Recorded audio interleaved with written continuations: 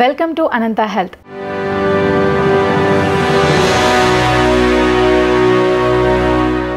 ఈరోజు మనతో పాటు స్టూడియోలో ఉన్నారు డాక్టర్ పద్మ వీరప్పనేని గారు, న్యూరాలజిస్ట్. నమస్కారం అండి. నమస్తే అండి. బాగున్నారా? బాగున్నాను. మీరు ఎలా ఉన్నారు? నేను చాలా బాగున్నాను పద్మ గారు. కర్ణాటక గవర్నమెంట్ మేడం 14 గంటలు ఒక రోజుకి పని చేయాలంటుంది. ఆ ఇంపాక్ట్ ఏమైనా హెల్త్ మీద పడుతుందంటారా? డెఫినెట్లీ అండి. ఇది యాక్చువల్లీ చాలా మంచి క్వశ్చన్.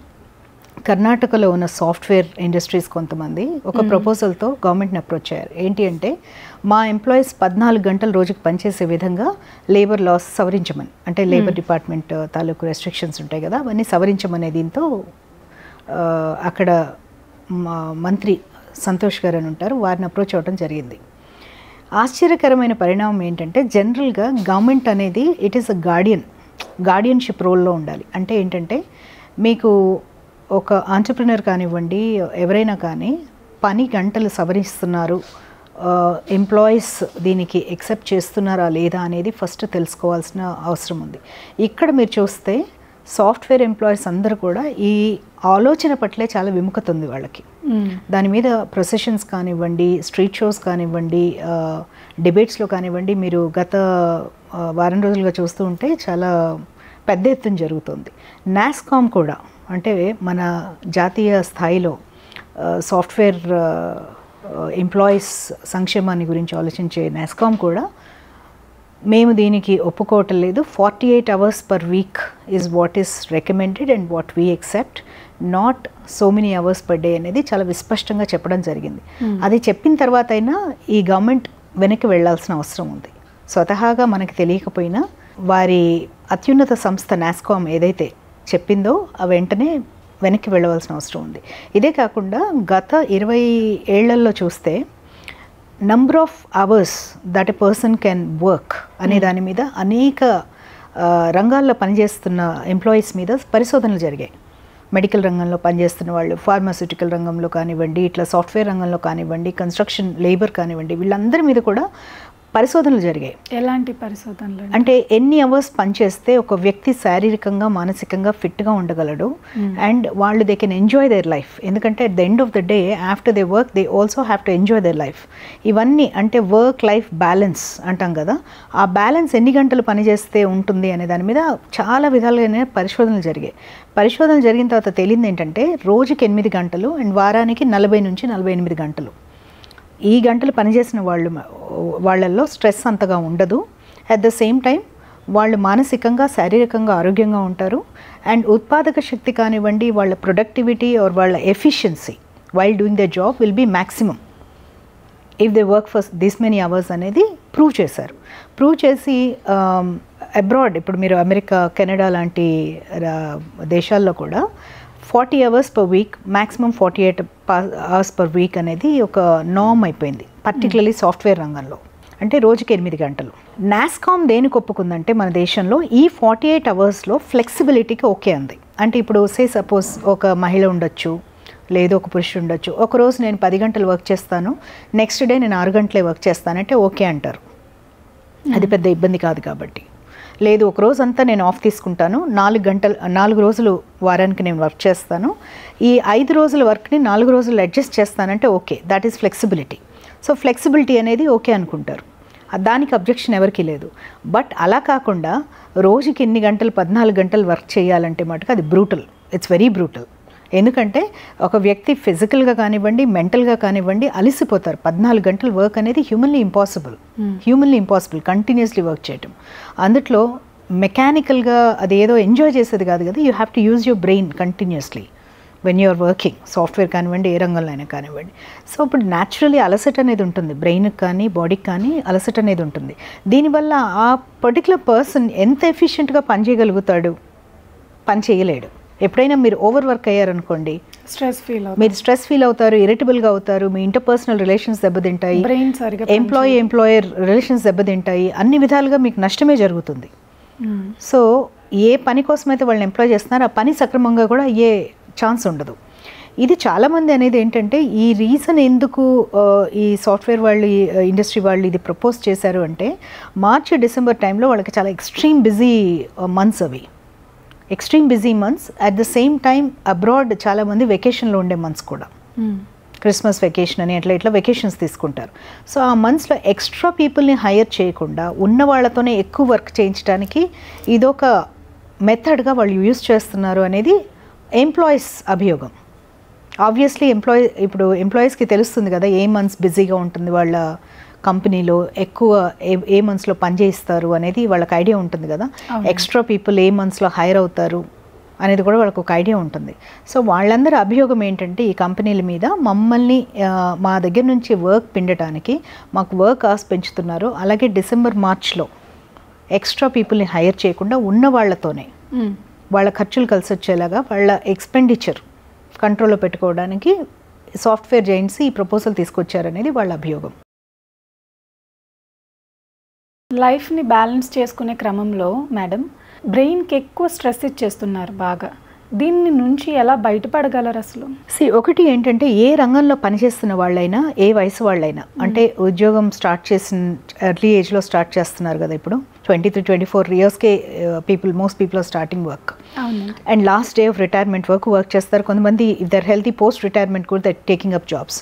సో ఏ వయసులో అయినా సరే స్ట్రెస్ పెరగడానికి కొన్ని రీజన్స్ ఉంటాయి. ఒకటి ఇందాక మనం చెప్పుకున్నట్టుగా ఓవర్ వర్క్ చేయటం, బర్న్అవుట్ అవుతాం అట్లా ఓవర్ వర్క్ చేస్తే. ఒక రోజులో 14 గంటలు 15 గంటలు వర్క్ చేశారనుకోండి, ఆ మనిషికి ఇంకా సత్తు అనేది ఉండదు. They are physically mentally exhausted. ఇదే కాకుండా అవసరానికి మించి పనిచేయటం. అలాగే స్ట్రెస్ పెరగడానికి ఇంకొన్ని రీజన్స్ ఏముంటాయంటే, ఇప్పుడు you're trained in one particular field and you're entering into another field where you're not at all trained. That will bring stress. Say suppose ఇప్పుడు మీరు యాంకర్గా ఉన్నారు, ఈ పని మీరు చాలా కంఫర్టబుల్గా చాలా కాన్ఫిడెన్స్తో చేస్తారు, రైట్? ఇదే మిమ్మల్ని తీసుకెళ్ళి వేరే రంగంలో పెట్టామనుకోండి, say you're asked to run a restaurant way you don't have any domain knowledge. Cooking గురించి మీకు ఏమీ తెలియదు, డొమైన్ నాలెడ్జ్ ఏమీ లేదు, how to manage the restaurant, finances ఇవన్నీ. సో డెఫినెట్గా మీకు స్ట్రెస్ వస్తుందా రాదా? ఎందుకు రాదు? వస్తుంది. సో మనం చేసే పని కాకుండా వేరే పనిలోకి వితౌట్ ప్రాపర్ ట్రైనింగ్ వెళ్ళినప్పుడు దానివల్ల కూడా స్ట్రెస్ వస్తుంది. ఇంకొకటి ఏంటంటే మన మీద మనకి ఎక్స్పెక్టేషన్స్ చాలా ఎక్కువ ఉన్నప్పుడు, సే సపోజ్ ఇప్పుడు మీరు అట్ ద ఏజ్ ఆఫ్ 23 నేను నా రూమ్ రెంట్ కట్టుకోగలుగుతాను, నా ఇంటి రెంట్ నేను ఇండిపెండెంట్గా కట్టుకోవడం అనేది that is something achievable goal. మీకు వచ్చే శాలరీతో మీరు కట్టుకోగలుగుతారు, మీ తిండి మీరు తినగలుగుతారు. But at the age of 23 నేను సంవత్సరంలో ఇల్లు కట్టుకోవాలి అనుకున్నారనుకోండి, అది సాధ్యమా? So unachievable. సాధ్యం అవుతుంది, బట్ రైట్, స్ట్రెస్ సాధ్యం అవ్వదు. ఎవరికి కూడా ఒక సంవత్సరంలో ఇల్లు కట్టుకునే కెపాసిటీ రాదు. డిపెండ్స్ ఆన్ ఇంక్రిమెంట్ కదండి. ఎంత శాలరీ వచ్చిన వాళ్ళు కూడా సంవత్సరంలో రాదమ్మా. సంవత్సరంలో ఈ రోజుల్లో ఇల్లు కట్టుకోవాలంటే మీకు సంవత్సరంలో కట్టుకోవడం అనేది unless you're resorting to something else, ఏదైనా వేరే మీన్స్లో రావాల్సిందే, కానీ మీకు మామూలుగా వచ్చే శాలరీస్తో మీకు రాదు జనరల్గా. అంటే I'm talking about a decent house. So అంటే మన మీద మనం చేయలేనంత ఒత్తిడి పెంచుకోవటం, అంటే ఒక టార్గెట్ పెట్టుకొని అది అన్అచీవబుల్, very difficult to attain target పెట్టుకొని దానివల్ల కూడా స్ట్రెస్ పడతారు. సో ఈ అన్వాంటెడ్ స్ట్రెస్ ఇవన్నీ చాలా ఎక్కువ ఉంటాయి. ఇవే కాకుండా మనం ఇప్పుడు ఒక కొత్త జాబ్ తీసుకున్నప్పుడు ఆ జాబ్లో మనం అడ్జస్ట్ అయ్యేంత వరకు ఒక స్ట్రెస్, అంటే చుట్టూ ఉన్న వాతావరణానికి, మనుషులకి, నీ ఎంప్లాయర్స్కి, నీ ఫ్యామిలీ, అంటే నీ టైమింగ్స్కి, నీ దీనికి నీ ఫ్యామిలీ అడ్జస్ట్ అవ్వాలి. సో ఇవన్నీ కూడా చాలా అడ్జస్ట్మెంట్ ప్రాసెస్ ఉంటుంది. ఈ అడ్జస్ట్మెంట్ ప్రాసెస్లో కూడా స్ట్రెస్ ఉంటుంది. కొంతమందికి స్వతహాగా ఏంటంటే స్ట్రెస్ని చాలా ఎఫెక్టివ్గా డీల్ చేసుకునే శక్తి ఉంటుంది. ఎలా చేసుకుంటారు అంటే ఏంటంటే చాలా బ్యాలెన్స్డ్గా ఆలోచించుకుంటూ కొంతమందికి ఉంటుంది. That's they can balance everything fine. Compartmentalise చేసుకుంటూ దేనికి ఎంత ప్రయారిటీ ఇవ్వాలో అంత ఇచ్చుకుంటూ ఎలా చేయాలో ఒక సిస్టమేటిక్గా చేసుకోగలిగిన డిసిప్లిన్ ఉన్న వాళ్ళకి, అంటే పరిగెట్టి ర్యాట్ రేస్లో ఇది లేకుండా ప్రశాంతంగా చేసుకుంటూ పనులు చేసే వాళ్ళకి అది దే ఆర్ ఓకే, వాళ్ళ బ్యాలెన్స్ బాగానే ఉంటుంది. బట్ చాలామంది ఏంటంటే ఇవాళ రేపు ఒక ర్యాట్ రేస్, నాకు ఇది ఉంది, వాళ్ళకి ఇది ఉంది, వాళ్ళకన్నా నేను ఇంకా ఎలా ముందుకు దాటుకొని వెళ్ళాలి, ఇవన్నీ కూడా అంటే ఒక విధమైన ర్యాట్ రేస్లో ఉంటున్నారు. సో దీనివల్ల ఇందాక నేను చెప్పిన కారణాల వల్ల కూడా వాళ్ళకి స్ట్రెస్ లెవెల్స్ బాగా బిల్డప్ అవుతుంది. అందరం కూడా గుర్తుపెట్టుకోవాల్సింది ఏంటంటే ఇవాళ రేపు ఉన్న దీంట్లో చిన్న నర్సరీకి వెళ్ళే పిల్లవాడి దగ్గర నుంచి లాస్ట్ మినిట్ మనకు కన్నుమూసేంత వరకు స్ట్రెస్ అనేది ఉంటుంది. జీరో స్ట్రెస్ అనేది ఎవరికి ఉండదు, అందరికీ స్ట్రెస్ ఉంటుంది. బట్ ఆ స్ట్రెస్ ఏంటి, whether we can take it or not అనేది, అంటే కొంత మనం తీసుకోగలుగుతాం, కొంత తీసుకోలేం. ఇప్పుడు ఒక రబ్బర్ బ్యాండ్ ఇలా సాగదీస్తున్నారు అనుకోండి, ఒక లెవెల్ వరకు అది సాగుతుంది, ఆ తర్వాత ఇట్ జస్ట్ స్నాప్స్. స్ట్రెస్ కూడా అంతే, ఒక లెవెల్ వరకు మనం we expand our cells to take that stress. Beyond that you just snap. That is where problems happen, whether mental breakdowns కానివ్వండి. అలాంటి టైంలో బ్రెయిన్ స్ట్రోక్స్ ఏమైనా రావచ్చు అంటారా? బ్రెయిన్ స్ట్రోకే కాదమ్మా, ఏదైనా హార్ట్ అటాక్స్ కానివ్వండి, any kind of health related events ఏవైనా కూడా మీకు స్ట్రెస్ లెవెల్స్ ఎక్కువ ఉంటే వచ్చే అవకాశం చాలా ఎక్కువగా ఉంటుంది. Stress is one of the important causes. మీకు కంప్లీట్లీ హెల్దీ హార్ట్ ఉన్న వాళ్ళు కూడా చాలా అక్యూట్గా, చాలా పెద్ద స్ట్రెస్ ఎదుర్కొన్నప్పుడు వాళ్ళకి సడన్గా కార్డియాక్ స్టాండ్ స్టిల్ వస్తుంది, అంటే సడన్గా కార్డియాక్ షట్ డౌన్ లాగా అవుతుంది. అట్లాగే బ్రెయిన్ కూడా ఇదవుతుంది. ఇదే కాకుండా వేరే ఇప్పుడు మనకి అనేక స్టడీస్లో కూడా ఉంది, స్ట్రెస్ వల్ల మనకి ఇమ్యూనిటీ లెవెల్స్ తగ్గి ఇన్ఫెక్షన్స్ అవి కూడా ఎక్కువగా వచ్చే అవకాశం ఉంటుంది. అది కాదు మ్యామ్, ఇది బ్రెయిన్ స్ట్రోక్ అని ఎలా నిర్ధారించవచ్చు అసలు? బ్రెయిన్ స్ట్రోక్ అనే అంటే మీరు అనేది సిమ్టమ్స్ అడుగుతున్నారా? బేసిక్గా బ్రెయిన్ స్ట్రోక్ అనేది ఎప్పుడు కూడా సడన్గా అక్యూట్గా ఉంటుంది. Acute neurological event stroke. Brain stroke ఏమైనా సంబంధం ఉంటుంది? డెఫినెట్గా ఉంటుంది. స్ట్రెస్ చాలా ఎక్కువగా ఉన్న సందర్భాల్లో మీకు బ్రెయిన్ స్ట్రోక్ వచ్చే అవకాశం ఉంటుంది. దాన్ని ఏంటంటే ఇట్స్ డయాగ్నోసిస్ ఆఫ్ ఎక్స్క్లూజన్ అంటాం. అంటే ఏంటంటే స్ట్రోక్ అనేది ఒక్క కాజ్ వల్ల రాదు, చాలా మందిలో మోర్ దెన్ 1 or 2 రీజన్స్ ఉంటాయి.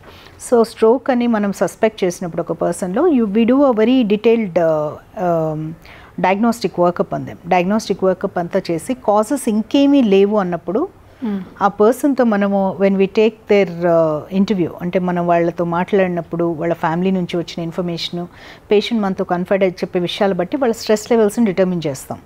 వీళ్ళ స్ట్రెస్ లెవెల్స్ ఇట్లా ఉన్నాయి, ఇలా ఉన్నాయి. ఇప్పుడు somebody is going through a divorce, that's a big stress. Somebody is constructing a house, that is a very big stress in people's life. చాలా మంది అనుకోరు ఇల్లు కట్టడం అనేది పెద్ద స్ట్రెస్ఫుల్ అని, కానీ బట్ ఇట్ ఈస్ స్ట్రెస్ఫుల్. ఇవే కాకుండా కొన్నిసార్లు వాళ్ళకి వేరే వాళ్ళతో గొడవలు రావచ్చు, ఇంకా వేరే ఇబ్బందులు ఉంటాయి. సో ఇవన్నీ ఆ స్ట్రెస్ లెవెల్స్ ఏంటని, ఫైనాన్షియల్ డిస్ట్రెస్ ఉంటుంది కొంతమందికి ఫ్యామిలీలో డిస్టర్బెన్సెస్ ఉంటాయి. ఇట్లా అనేక విధాలుగా స్ట్రెస్ ఉంటుంది. కొంతమందికి జాబ్ పోయి స్ట్రెస్ రావచ్చు సడన్గా, లేదు వేరే ఇతరత్ర హెల్త్ ప్రాబ్లమ్స్ ఉండొచ్చు వాళ్ళకి. With in the same person వేరే ఆర్గన్స్కి సంబంధించిన క్రానిక్ డిసీజెస్ ఇట్లాంటివి ఉండొచ్చు. దానివల్ల స్ట్రెస్ బిల్డప్ అయ్యి దానివల్ల సెకండరీగా స్ట్రోక్స్ ఇవి కూడా రావచ్చు. హెడేక్ సివియర్గా వస్తుంది కదా మేడం చాలా మందికి. ఇప్పుడు మైగ్రేన్ అంటూ ఉంటున్నారు, దానికి స్ట్రెస్కి ఏమైనా సంబంధం ఉంటుందంటారా? మైగ్రేన్ అనేది చాలా మందిలో వస్తుందమ్మా, పర్టికులర్లీ విమెన్లో చాలా కామన్గా వస్తుంది. హెడేక్స్ అనేవి మల్టిపుల్ రకాలు ఉంటాయి. ప్రతి హెడేక్ కూడా స్ట్రెస్ ఉన్నప్పుడు ప్రతి హెడేక్ వర్స్ అవుతుంది. ఏ హెడేక్ అయినా, హెడేక్లోనే మల్టిపుల్ టైప్స్ ఉంటాయి. ఇప్పుడు మైగ్రేన్ హెడేక్స్ ఉంటాయి, స్ట్రెస్ హెడేక్స్ ఉంటాయి, టెన్షన్ హెడేక్స్ ఉంటాయి, సైనస్ హెడేక్స్ ఉంటాయి, ఇలా అనేక రకాల హెడేక్స్ ఉంటాయి. సెకండరీ హెడేక్స్ ఉంటాయి, అంటే బాడీలో మనకి వేరే ఇతర ప్రాబ్లమ్స్ వల్ల దానివల్ల సెకండరీగా హెడేక్ రావటం ఉంటుంది. వాటర్ లెవెల్స్ తగ్గినా కూడా హెడేక్ వస్తుంది. Dehydration can cause headache. Dehydration వల్ల కూడా రావచ్చు. డీహైడ్రేషన్ వల్ల హెడేక్ వస్తుంది, అది కామన్. నెక్ పెయిన్ హెడేక్ వస్తే దాన్ని ఏమైనా స్పైనల్ కార్డ్ ఇంజురీ అంటారా? స్పైనల్ కార్డ్ ఇంజరీస్లో హెడేక్ ఉండే అవకాశం ఉంటుంది, బట్ ప్రతిసారి అంటే హెడేక్ ఉన్న ప్రతి ఒక్కరికి స్పైనల్ కార్డ్ ఇంజరీ ఉంటుందని అనుకోక్కర్లేదు మనము. బేసిక్లీ ఏంటంటే బహుశా మీరు అడుగుతోంది క్రానిక్ సర్వైకల్ ప్రాబ్లమ్స్ ఉన్న వాళ్ళలో హెడేక్ కదా, దాన్ని సర్వైకల్ హెడేక్ అంటాం. బేసిక్లీ ఏంటంటే ఇప్పుడు కొంతమందికి స్పాండిలైటిస్ లాగా ఉంటుంది, అరుగుదల. అంటే ఇప్పుడు మనకి జాయింట్స్ అరిగితే మనం ఆర్థరైటిస్ అంటాం కదా, అలాగే స్పైన్లో గనక మనము అరిగితే అరుగుదలని మనం స్పాండిలైటిస్ అంటాం. As simple as that, spondylosis అంటాం. ఆ స్పాండిలోసిస్ ఉన్న వాళ్ళల్లో కొంతమందికి హెడేక్ వచ్చే అవకాశం ఉంటుంది. ఆ కైండ్ ఆఫ్ ఇది సాధ్యం.